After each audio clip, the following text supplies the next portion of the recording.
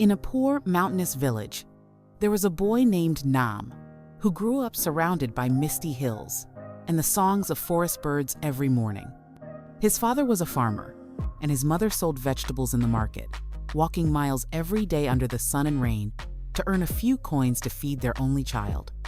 Nam had no phone, no internet, but inside him was a treasure, a burning dream to become a structural engineer, to build strong bridges that could connect the isolated villages to the outside world.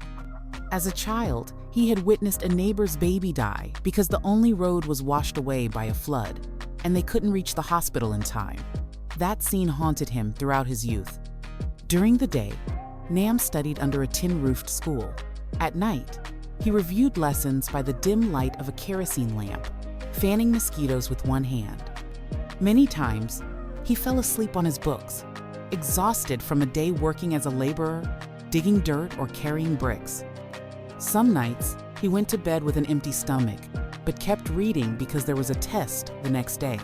Every exam paper was a battle, every test a battlefield. One rainy day, while delivering ice for hire, Nam slipped and fell.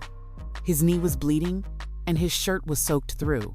Sitting by the roadside, he burst into tears. A shabby old man sweeping the street approached and handed him a tissue. "It's okay to fall, son. Sometimes we fall here, so we can rise higher somewhere else." Those words lit a spark in the storm. Nam stood up and kept going.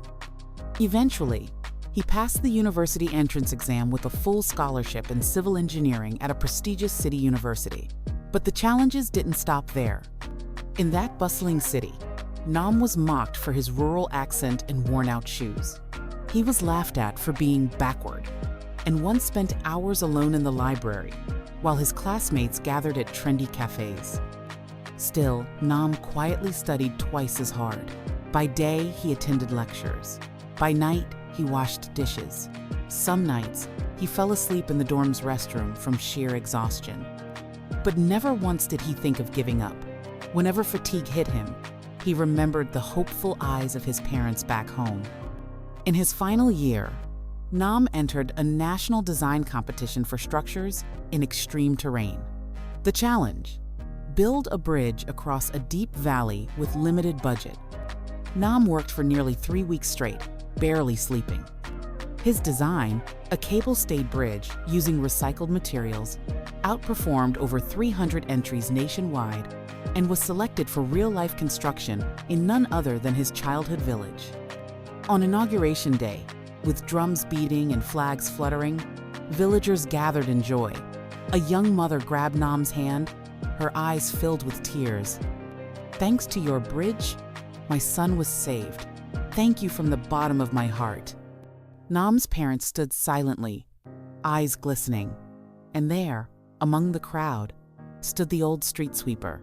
He walked up, placed a hand on Nam's shoulder and said, "You did it. You stood up in a higher place, just like I believed you would." Nam smiled. In his heart, a single truth rang louder than ever.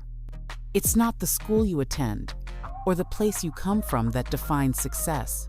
It's the will to rise and the heart that dares to dream.